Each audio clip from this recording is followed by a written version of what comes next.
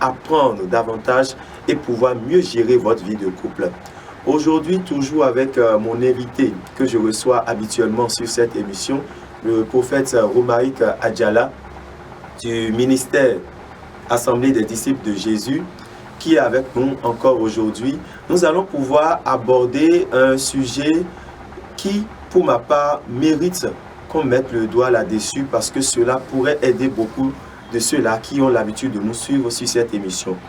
Bonjour, prophète. Bonjour, monsieur le journaliste. Merci de toujours répondre présent à notre invitation sur ce plateau. Merci aussi. Aujourd'hui, nous allons parler de la gestion de conflits dans le couple. Et avant de démarrer cette émission, je m'étais déjà posé la question de savoir est-ce que on peut avoir conflit dans un couple chrétien? Et je me suis dit, forcément, il doit en avoir. Maintenant, vous, en tant que personne ressource, prophète, vous allez nous dire à quel moment peut-on dire qu'il y a conflit dans un couple? Merci. Je pense que pour dire il y a conflit, c'est quand il y a une mésentente. C'est quand les deux personnes qui sont appelées à vivre ensemble ne s'entendent plus sur un sujet. Ça peut amener le conflit dans le foyer. Donc il y a plusieurs choses sur lesquelles la femme et l'homme peut ne pas s'entendre. Et là, s'il y a déjà une mésentente dans la maison, où ils n'ont pas trouvé la solution à ce qui fait que l'autre est opposé à l'autre, il y aura conflit. Et là, on va constater que chacun commence à se ressaisir, à se retenir envers l'autre. Et là, ce conflit, si vous n'avez pas su le gérer et su trouver solution, c'est ça qui peut amener à loin. Et jusqu'à ce qu'on viendra parler de séparation. Vous voulez nous faire comprendre que certainement il y a divergence de points de vue parfois dans la vie de couple. Et comment expliquer quand même que dans un couple chrétien qui est censé être un couple accompagné, suivi, et que les conjoints n'ont pas eu le temps de se connaître et savoir ce que l'autre aime, ce que l'autre n'aime pas, pour qu'une fois dans cette vie de couple-là, on ait à assister à des problèmes de conflit de couple? Non, le problème ici c'est quoi? Même si se sont connus comment, quelque chose arrivera un jour où il y aura une malentendu, où ils ne vont pas s'entendre. Mais quand ce problème arrive, c'est qu'il faut de la sagesse pour la gérer. On ne peut pas avoir un couple où il n'y aura jamais de problème. Même la langue et la dent qui se trouvent dans la même bouche, à des moments donnés, ils se battent. Mais ce n'est pas la raison pour laquelle ils se séparent. Donc nous qui avons reçu des différentes éducations, on est venu se mettre ensemble. Quelque chose peut arriver un jour qui va nous opposer l'un à l'autre. Mais quand ça arrive, c'est la gestion de la chose qui est le véritable problème. Ça peut arriver, mésentente peut arriver, mais que ça ne devient pas une habitude. C'est là le véritable problème. Donc c'est la gestion du problème qui est arrivé qui fera qu'on va voir que ce foyer, toujours les deux sont en conflit, ils ne s'entendent pas. Les deux sont là, mais ça ne va pas.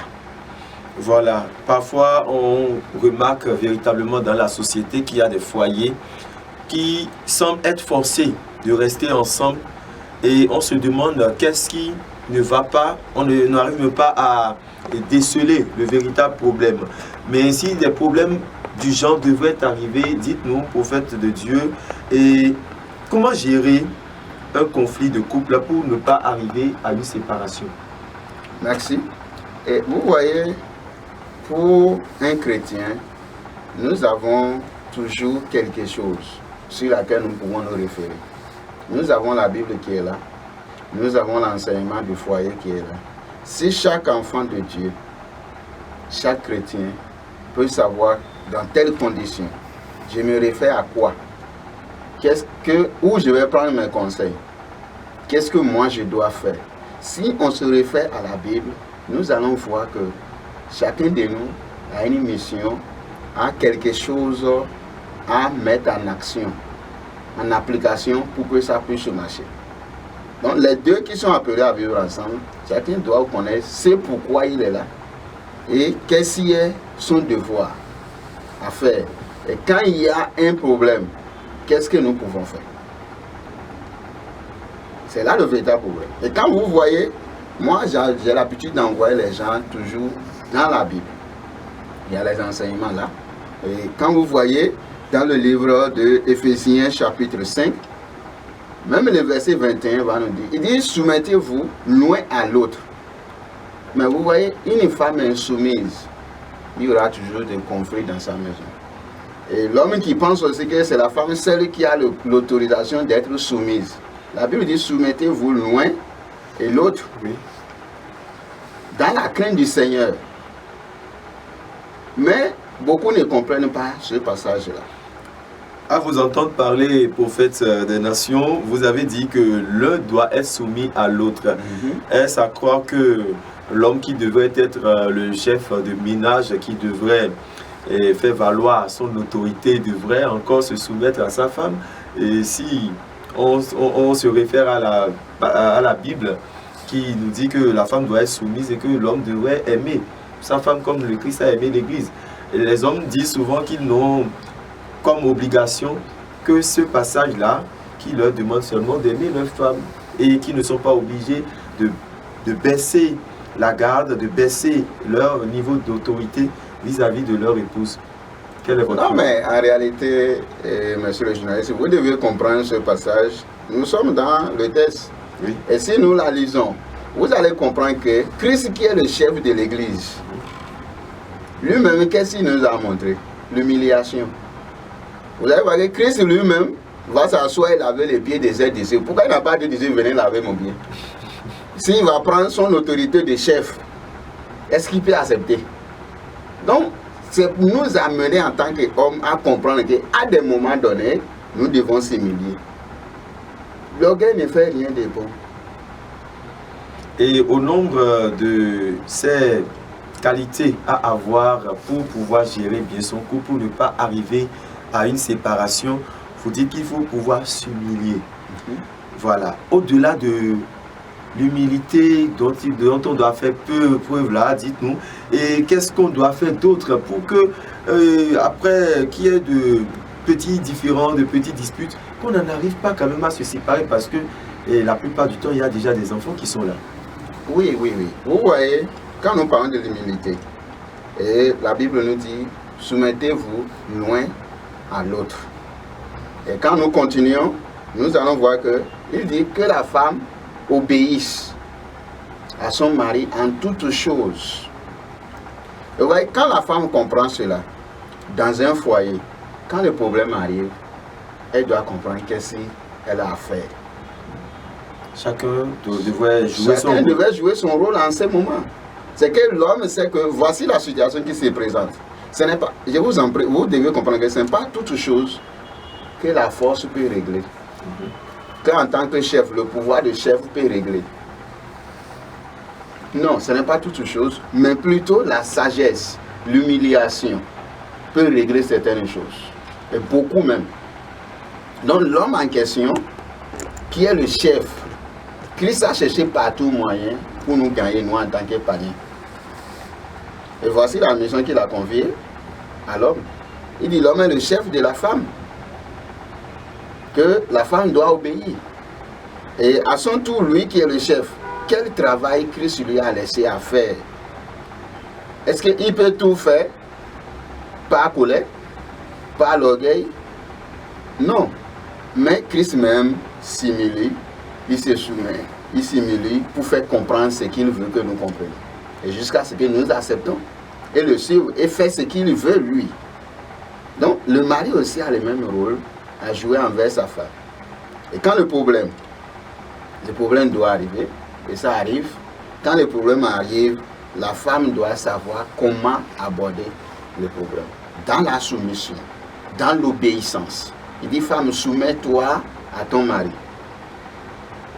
Et le mari doit savoir que nous, on se soumet à cause de Christ. Il dit, soumettez-vous l'un à l'autre dans la crainte de Christ. C'est vrai, pasteur, tel que vous le dites, on devrait s'humilier dans un couple pour que tout puisse marcher.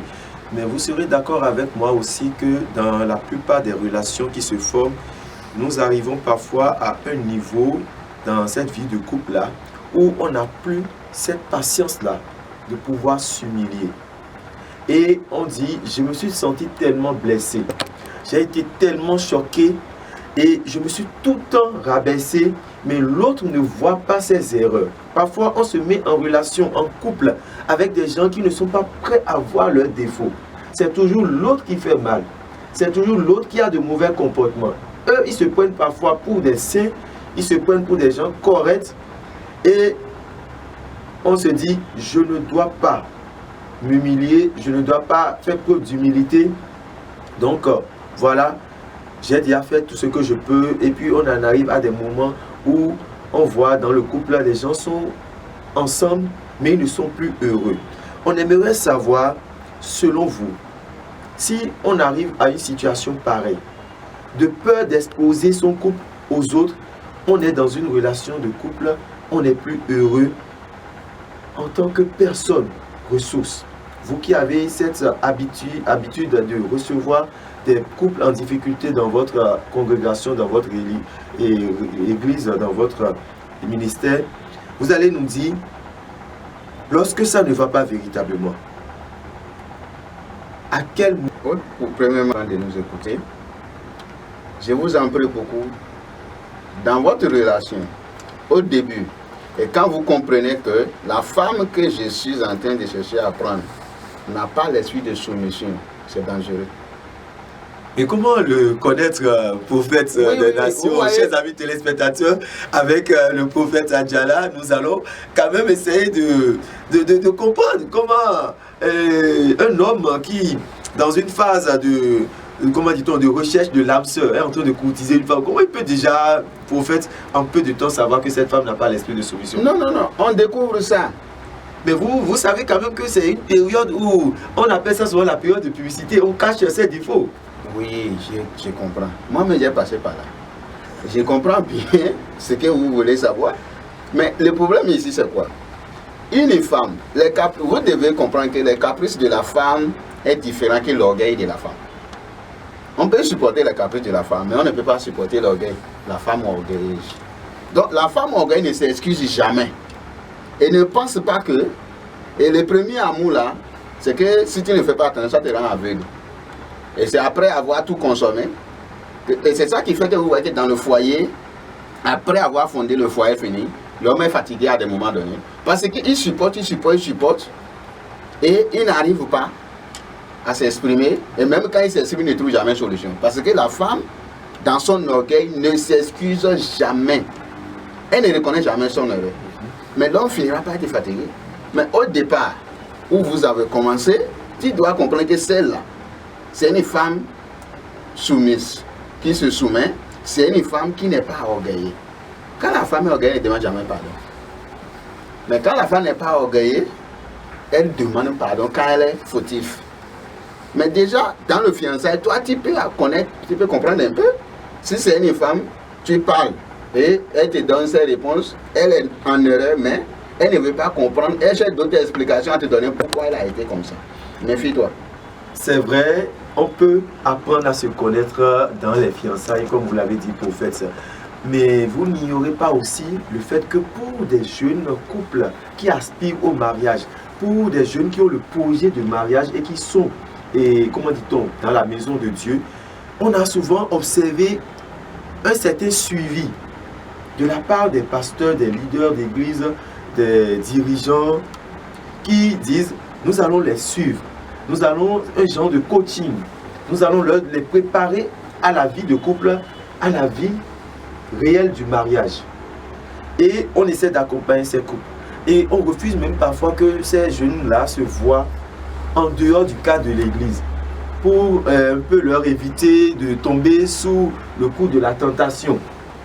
On demande que lorsqu'ils doivent se voir, c'est qu'ils doivent venir peut-être dans la présence des frères et sœurs en Christ. Ils doivent être à l'église devant le pasteur. Ils doivent avoir quelqu'un qui est là comme témoin, un témoin pendant qu'ils veulent se voir pour causer. Et pendant cette période-là, vous convenez avec moi au fait que on n'arrive pas à s'ouvrir véritablement. on n'arrive pas à pouvoir discerner véritablement la personne qu'on a en face de soi. Parce que cette personne, le peu de temps que vous passez ensemble, juste pour vous connaître au cours des fiançailles avant d'aboutir au mariage, bon, vous prenez ce temps-là quand même. Je veux être bien vu parce que je ne voudrais pas que l'autre voit déjà un défaut en moi pour que notre relation se brise très tôt. Dites-nous, quels sont les signes qu'on peut prendre pour détecter quelqu'un qui n'a pas la soumission, quelqu'un qui a des défauts qu'il cache lors des fiançailles? Vous devez comprendre que moi je crois qu'à ce niveau, c'est que c'est déjà mal parti. Si je veux me marier et puis je cache mes défauts pour être bien vu, est-ce que je peux continuer à toujours le cacher? Non, ce qui n'est pas possible. Le temps finit toujours par révéler qui tu es véritablement. La vraie nature finit par s'afficher. Finit par s'afficher. Et tu sais bien que ce que vous voulez faire, ce n'est pas pour un temps. Ce n'est pas pour un mois, ce n'est pas pour 2 jours. Donc l'un et l'autre, nous sommes appelés à montrer qui nous sommes en réalité avant de se mettre ensemble. Si on peut se supporter, on se supporte. Si on ne peut pas se supporter, là-bas, on peut vite laisser et chacun prend son chemin. Et pour ne pas revenir en arrière au cours d'une émission précédente, et vous avez fait comprendre qu'il y a différents types d'amour. Il y a l'amour de la beauté, il y a aussi le fait que les gens se mettent ensemble parce qu'ils ont tellement duré dans la maison du papa, de leurs parents, et puis la sœur voit que le temps n'est plus en sa faveur, elle est en train de prendre de l'âge, elle vieillit. Et puis peut-être ses petites sœurs se sont déjà mariées, les copines du quartier se sont déjà mariées, et voilà, on dit c'est passé là peut-être un mauvais comportement, que tous les hommes qui viennent à elle, viennent la draguer, sont fatigués, sont repoussés, partent. Maintenant, et prophète, elle fait l'effort de cacher ces erreurs-là maintenant, pour que le nouveau copain, le nouveau prétendant qui est là, ne disparaisse plus, ne prenne plus ses pieds à son cou, et puis bon, j'ai caché, je vais essayer de cacher. Non, elle n'a qu'à comprendre qu'elle est en train de se poignarder elle-même. Ça c'est clair. Elle se poignarde elle-même. C'est ce que je refuse aux jeunes de mon assemblée. Je dis ne vous poignardez pas vous-même. Et je refuse cela aussi aux jeunes filles. Je dis ne vous poignardez pas vous-même. Ne dites pas que l'autre m'a fait mal. Non. L'amour là, ça naît et ça grandit. On ne tombe pas amoureux comme ça. Et puis on dit c'est l'amour et puis ça s'arrête. Non, non, non. L'amour naît. Et vous pouvez même, vous connaissez bien, très bien Momi, vous pouvez la demander.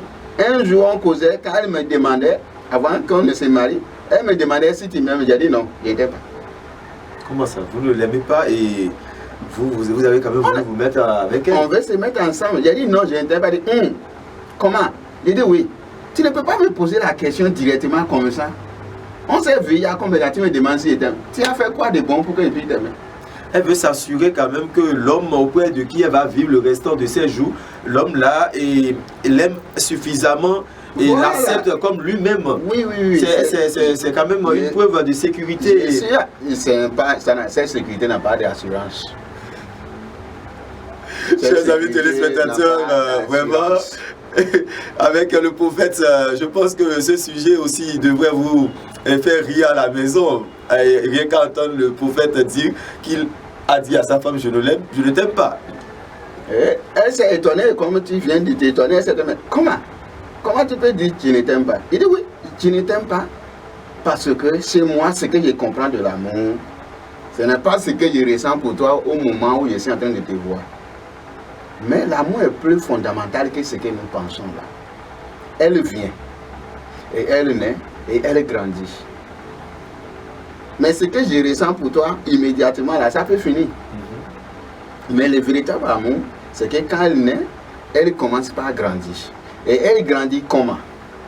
Quand nous nous fréquentons. Et par comment nous arrivons à se supporter. Comment nous voyons les faiblesses de l'autre, nous le supportons. Comment je prends soin de toi. Même toi-même qui entends un peu la gueule, tu n'es même pas d'abord. Mais c'est au cours du temps que tu sauras réellement que celui-là, je l'aime. Donc l'amour naît, et ça vient. Et ça commence par grandir parce que nous faisons loin envers l'autre. Par nos différents actes que nous posons au quotidien.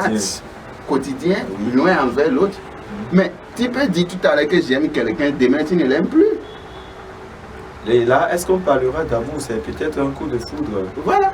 C'est qu'on ne peut pas parler d'amour.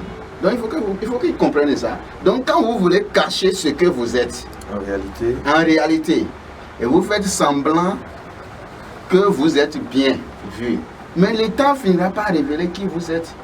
Et quand le temps va révéler ce que vous êtes, ce que l'autre voyait, il aimait. Un bon caractère qu'il voyait, il aimait. Quand il ne verra plus ça, il ne s'attend plus à ce qu'il voit maintenant. Et ça va commencer par le frustrer. Pas le frustrer, pas le repousser. Et ça commence par tuer l'amour qu'il avait. Oui. Et on en arrive parfois à observer même des couples où c'est l'homme qui a peur de rentrer à la maison. Il passe la plupart de son temps avec les amis sur les tables de belote en ville. Et puis rentrer chez lui, c'est comme si on lui disait de rentrer en enfer. Il a peur d'aller affronter peut-être des comportements de son épouse qui n'est plus qui devient insupportable avec le temps. Ou c'est la femme même qui est parfois fatiguée du comportement de l'homme qui devient bourreau dans le couple. Et à des moments donnés, elle veut même qu'on lui donne du repos, des congés, même pour qu'elle aille se reposer chez ses parents, malheureusement. Vous allez nous dire, prophète des nations, si ça ne va pas dans un couple, à quel moment? Est-ce qu'il faut attendre jusqu'à ce que ça dégénère, jusqu'à ce que peut-être des coups de poing arrivent, des prises de main sur la femme, ou c'est la femme qui peut-être commence par injurier l'homme, lui dire des saletés à son homme? À quel moment il faut pouvoir avoir la sagesse de comprendre qu'on a tout essayé soi-même, ça n'a pas marché, on a besoin de l'aide des autres? Merci. Et vous voyez, je crois que pour quelqu'un qui s'est marié, il a toujours des gens. Au moins, tu as un père spirituel que tu peux connaître bien. Seconde chose, il y a les mamans qui sont là. La belle famille. La belle famille qui est là, qui vous a soutenu. Il y a le parrain qui est là. Il y a la parraine aussi qui est là, qui ont été avec vous. Mais dans tout ce monde-là, si toi tu n'as pas trouvé une personne, ça veut dire que toi-même tu es désobéissant. C'est-à-dire que quand on te conseille, tu ne mets pas ce qu'on te dit en application. Là, tu devras honte d'aller les voir pour te plaindre, pour dire ce qui se passe. Parce que vous voyez, les problèmes dans le foyer, ça tue.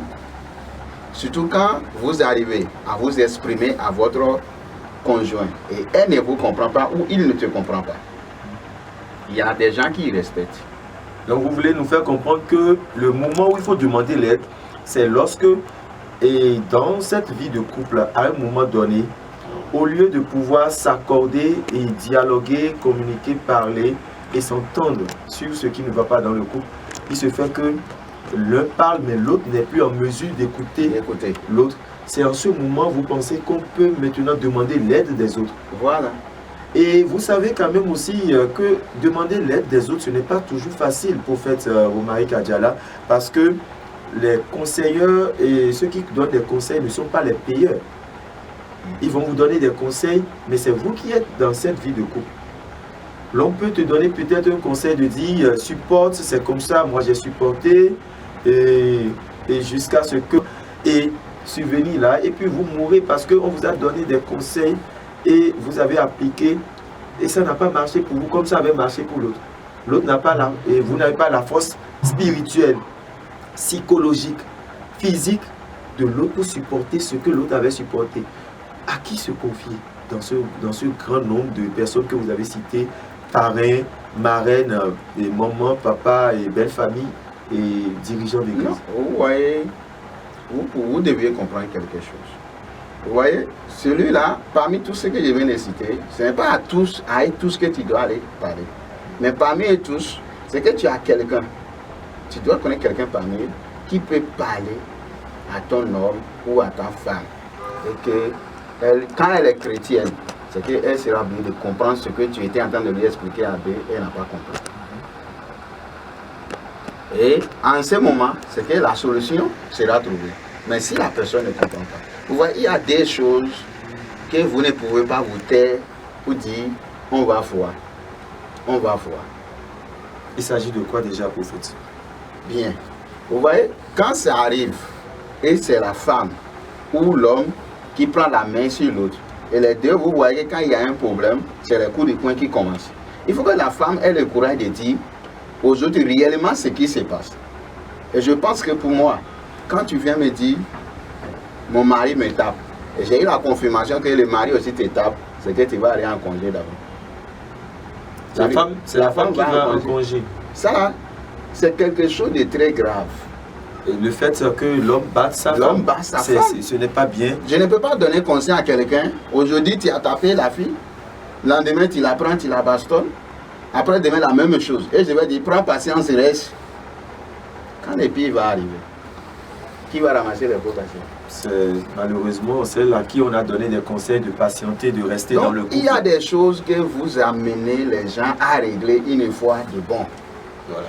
Mais vous êtes en train de parler de prendre congé lorsque ça ne va pas, lorsque peut-être on arrive dans une situation de conflit de couple où on arrive à un niveau où l'homme porte la main sur la femme, où c'est des coups de poing qui rentrent en jeu. Vous parlez de prendre congé de la femme. Et si cette période-là, de congé-là, dramatisait la situation et l'homme peut-être se remarie, ou peut-être la femme à un moment donné voit que bon, tel qu'elle a pris son congé, elle se sent à l'aise et puis bon, de là, le couple s'est séparé complètement. Non, le couple peut se séparer quand les deux n'ont pas la crainte de Dieu. Et je pense que pour ceux-là qui ont la crainte de Dieu, et qui sait ce qui c'est que le mariage, même si c'est 2 jours, il doit réfléchir. Pour savoir que là, ce qu'on est en train de me refuser, c'est parce que la chose n'est pas bonne. Et il se répand, il ne devait plus recommencer. Voilà. Et surtout ne pas manquer de prier pendant cette phase, pendant cette période-là. Voilà. Donc c'est ça le véritable problème. Il faut que la personne prenne conscience. C'est pour cela au départ il disait que il faut que l'homme ou la femme se retrouve dans la Bible et savoir ce qu'il devait faire. Et qu'est-ce est son rôle. Il doit savoir que je dois me soumettre. Et dans la soumission, il va trouver la solution. Et quand l'homme se soumet, la femme se soumet, vous allez voir que les deux deviendront un, comme la Bible l'a dit. Et ils finiront par trouver un terrain d'entente. Voilà, et prophète Romaïque Adjala, aujourd'hui on était en train de parler donc de la gestion de conflits au sein des couples. Quelque chose qui est régulier dans certains couples parce que lorsqu'il y a malcompréhension, il y a toujours de conflits et on en arrive parfois à se séparer. Nous avons voulu aujourd'hui en parler avec vous. Merci de bien vouloir donner quelques conseils à des couples qui nous suivent en ce moment et qui traversent des difficultés et qui ont besoin que vous leur donnez de conseils pour les renforcer. Oui, si moi je veux leur donner conseil, c'est que je leur demande toujours que chacun retourne dans la Bible et connaisse sa charge. Si nous prenons selon le livre d'Éphésiens chapitre 5, à partir du 21 là, oui, nous voyons la charge de l'homme. Nous allons pouvoir lire ça rapidement pour nos chers amis téléspectateurs qui nous suivent.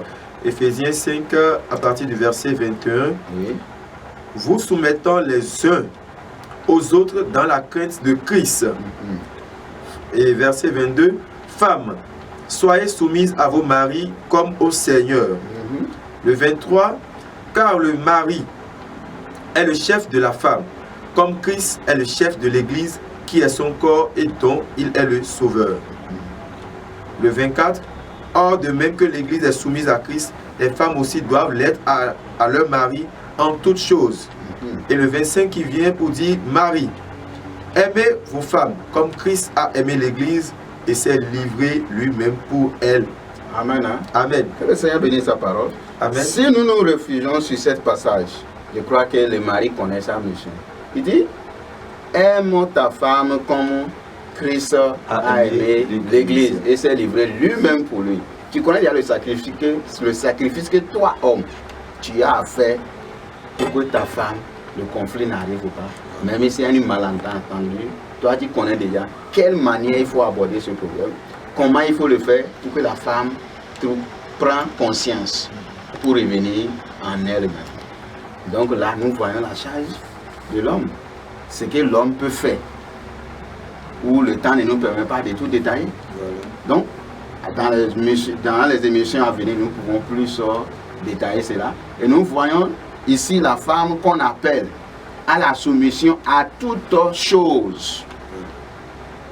Mais aujourd'hui, qu'est-ce qui en va problème? C'est manque de soumission. La femme dit ça là, j'ai fait, mais ça là, je n'accepte pas faire. Mais la soumission à toute chose, la Bible dit quoi? Tu dois te soumettre en toutes choses, en tout égard envers ton mari, parce que il est le chef. Et à lui, à son tour, tu te soumets, c'est que lui, il a aussi l'obligation de t'aimer et prendre soin de toi, comme Christ a pris soin de l'Église. Et surtout que lorsqu'on aime une personne, on ne lui fait pas du mal. On agit en sorte que la personne soit heureuse, parce qu'on se met dans la peau de l'autre, on se met à la place de l'autre. On voudrait voir l'autre heureux, comme soi-même, on voudrait se voir heureux tous les jours. Chers amis téléspectateurs, nous allons demander à présent au prophète Romaric Adjala de prier pour vous qui nous suivez en ce moment. Vous êtes sur Restauration Afrique TV. Il s'agissait aujourd'hui donc de parler de la gestion de conflits dans les couples. Et nous avons reçu une autre prophète des nations qui a bien voulu nous éclairer là-dessus. Il va prier pour vous qui êtes à la maison en ce moment, qui traversez des moments difficiles. Vous avez besoin de prier certainement pour que la main du Seigneur puisse intervenir puissamment dans votre vie de couple et restaurer ce que le diable entend, cherchait à détruire. Prophète, merci de prier pour ceux-là qui nous suivent. Nous bénissons le nom de l'Éternel.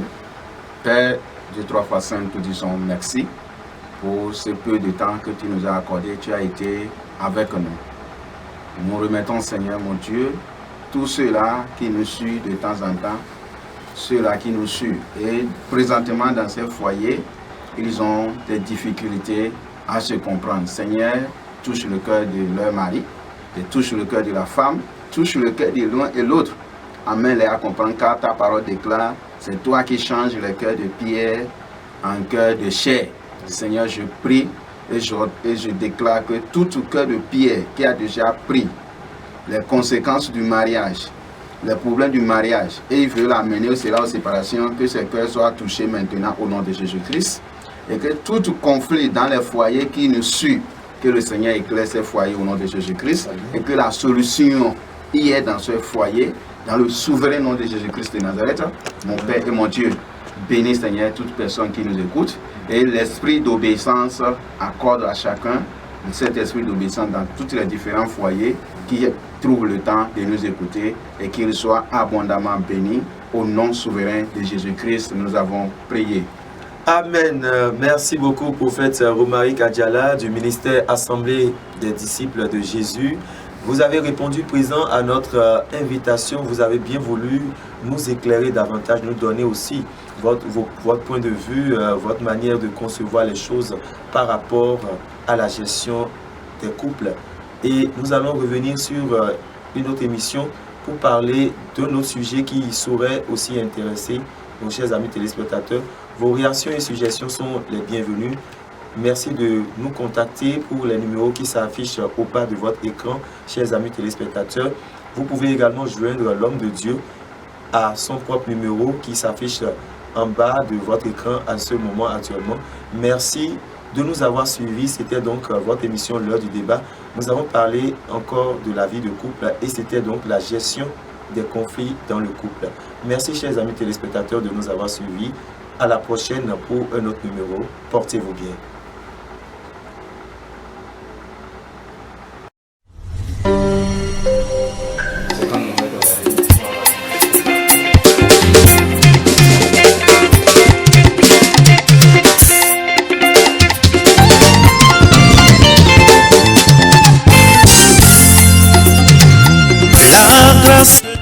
Vous êtes artiste béninois.